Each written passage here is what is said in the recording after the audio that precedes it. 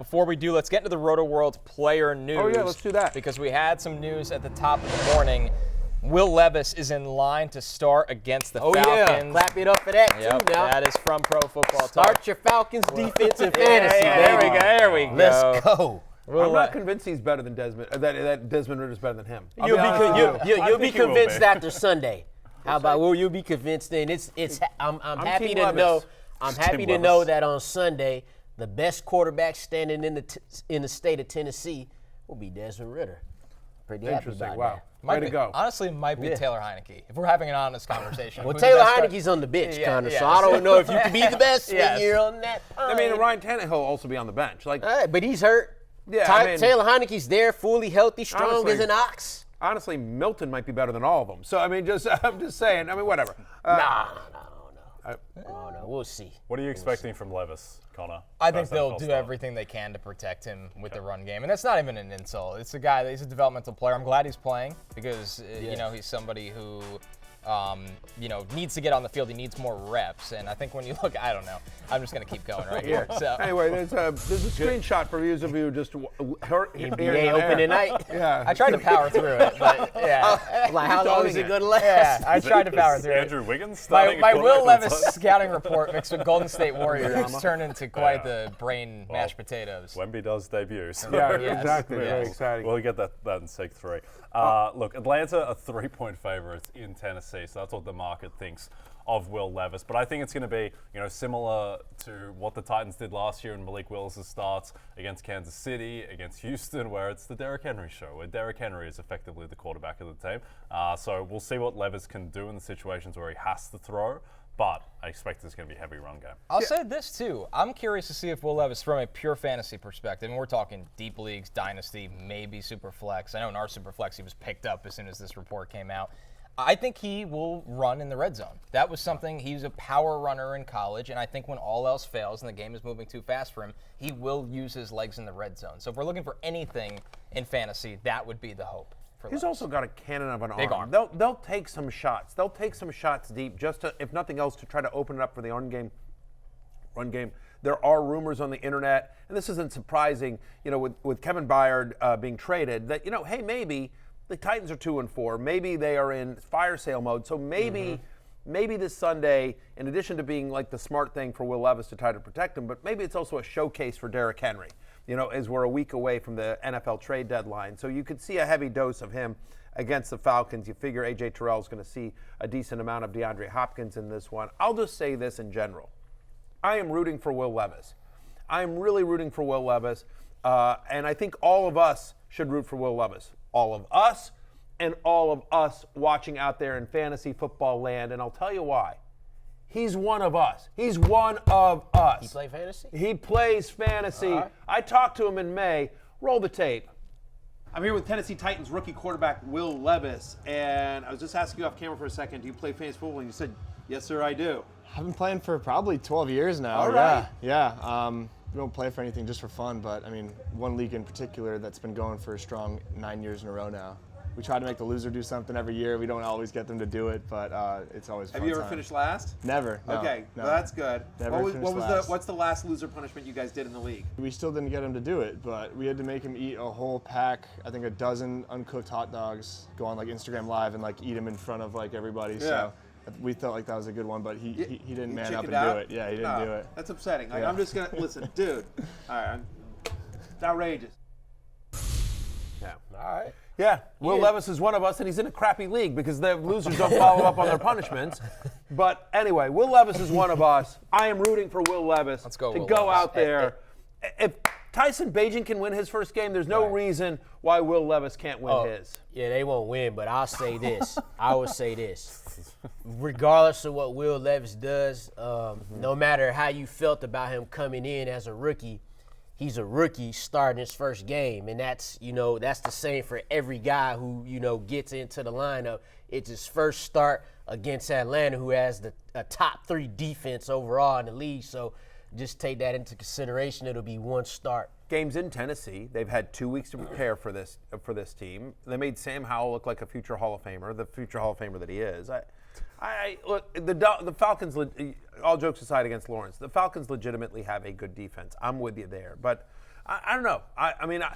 I think Will Levis is a victim of the pre-draft hype, which is not his fault. No, that is not his fault. It ain't. Right. And the fact that stupid people on the internet took some Reddit rumor and was just like, oh, he's going number 1 overall, and they bet that up, and it was dumb, and he fell to the. I mean, again, we've seen Aaron Rodgers fell to the very end of the first round. Lamar Jackson was pick 32 in the first round. We have seen, I mean, whatever. You can go to Tom Brady, whatever. Kirk Cousins was a 4th round pick. So was Dak Prescott. I just think people are down on Will Levis because of he was so hyped up and then he didn't get drafted in the first round. But this is somebody who was, yes, he is somewhat raw, but this is a legit prospect. This is a legit NFL prospect coming out of Kentucky. Connor, am I wrong? No, 100%. I mean, size, big arm, can move a little bit. Decision-making needs time, but there's a reason he still went in the top 40 picks of the draft. And I think this was a good situation where, listen, Tennessee's having their struggles right now, but he didn't have to come in and be a hero right away. If he was drafted in the top 5, it would have failed because he would have had expectations that are unfair to him and unfair to a franchise. So you're right. The roller coaster of the draft often sets up bad narratives around players, and he was the perfect example of that. Yeah. Yep. I like that Lawrence has declared the Titans, who are plus 124 on the money line, absolutely no chance whatsoever to win this game at home against Desmond Ridder. It sounds like some of y'all want to make a bet. I like the Titans plus 3 in this game. Yeah, I'd be on that I'll side. take Desmond Ridder laying 3 points on the Outright. ground. I'll take the Titans plus 3. Yeah. You going to give me the 3 points? You said there's no chance. No chance. Right. You just talked of your top 3 Falcons defense. You've got the line 17. We're giving you two I mean, you touchdowns. either win or you lose. You understand? You don't need no points. It's for taking the points is for entertainment. Have you been doing too much brother from another? This is a fantasy and betting show. You come on, you moron. What are you doing? What are you like? You know? I mean, y'all. We talk lines. Yeah. No, I'm talking money line. I would That's betting. I would like to apologize to Mr. King over at DraftKings. I don't know what. Yeah. DraftKings do money lines. Yes, they do. What was it? Plus 124. Yeah, we That's don't. solid. No. You're plus 3. It's plus 3. You're up to 20K. You're 20K on the Falcons minus 3. I mean, like we get like, but yeah, if I win, and then do you give me a steak and then 20, then a quarter of a steak? You get a steak and like plus 3 fries. Right, exactly. Like 3 You get the sides. crown. Yeah, exactly. You're Mr. King. Whatever. We'll talk about it. No. Let's settle this right now, and then we can effing move on. You just bet Are like you- a man. Take a bet like a man. You're just talking all this crap about your Yeah, Falcons. that's all right. Hey, you with it? Money line. It's like someone doesn't have any This is the faith in weakest- Desmond I Ridder have covering faith 3. that I have faith. You have they didn't can't cover beat by 3 3 against the points. Bucks. Listen, So no, I don't. I just want them to win. you can't take a minus 148 money line favorite in a bet. No, it's the line. It's the line. That is the whole point of the spread. All right. Is to make Anyway, it 50-50. I would just this is Lawrence's last appearance of the show. So we'd just like to thank Lawrence for all his contributions and wish him luck in the future. All right, let's I'm move sure on. we'll revisit this conversation. Let's jump into notable injuries we're tracking. Baker Mayfield at the top of this list. Jalen Hurts. Chris Godwin dealing with a neck injury. DK Metcalf, he will be an interesting decision later on throughout the week. Christian Watson with a knee. Christian Watson injuries feel inevitable at this point. Bijan Robinson dealt with the illness from the weekend. Saquon Barkley with an elbow. Roshan Johnson trying to get out of concussion protocol. And Luke Musgrave has another injury, this time with the ankle. We'll start with Baker at the top here because we got to hear from Baker already on his status right now. And he's got the Thursday night game. Yeah, I mean, yesterday was pretty sore. Less than 24 hours after the game. It's kind of how it always goes. But yeah, I just kind of re-aggravated what I did against the Saints.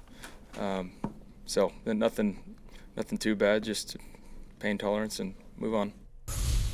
Sounds like Baker will be okay on the short week for Thursday Night Football. Here's the problem. Baker Mayfield's not that good when he's healthy. And so when he's sore, that becomes a bigger problem. And we've seen this before with Baker, where his last year in Cleveland, he played hurt the entire season. Now, it's a different injury, different mechanic. He was fine enough against the Falcons and was able to provide value for Mike Evans. So I think that he'll be okay. And look, you're not confident starting Baker Mayfield anyway, particularly with no one on bye this week. But I think Mike Evans will be fine enough. Godwin will be fine enough. But do not start Baker Mayfield. Yeah, and that's the point right there with all that.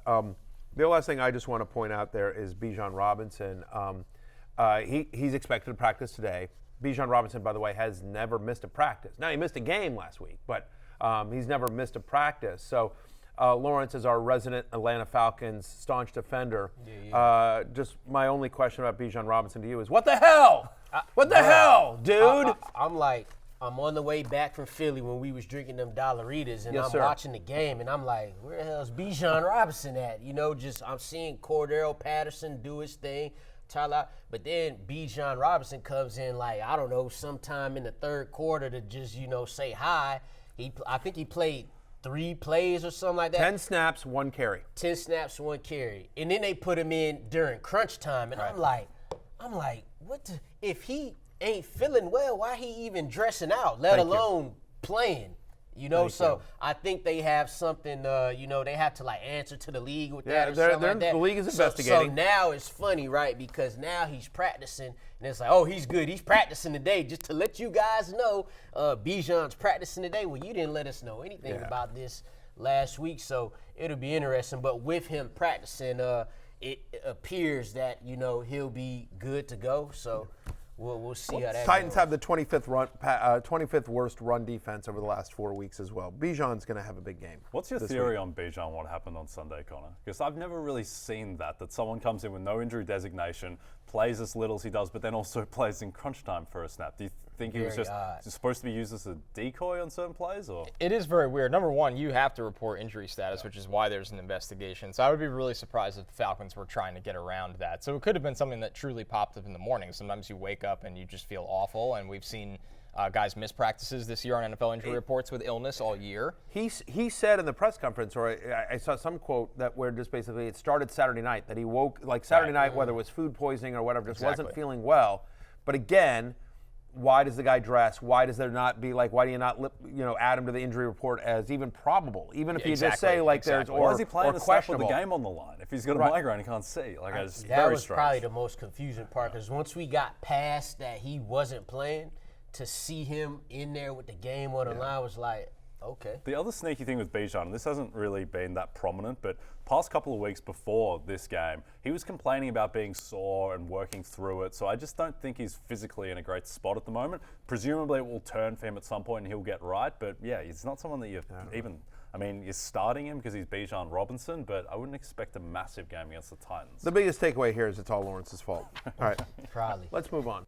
Hey, it's Matthew Berry from NBCSports.com and RotoWorld.com, and I want to thank you so much for watching whatever it is you just watched, or if nothing else, being too lazy to click out of the autoplay after this video started, after whatever it is you actually wanted to watch finished.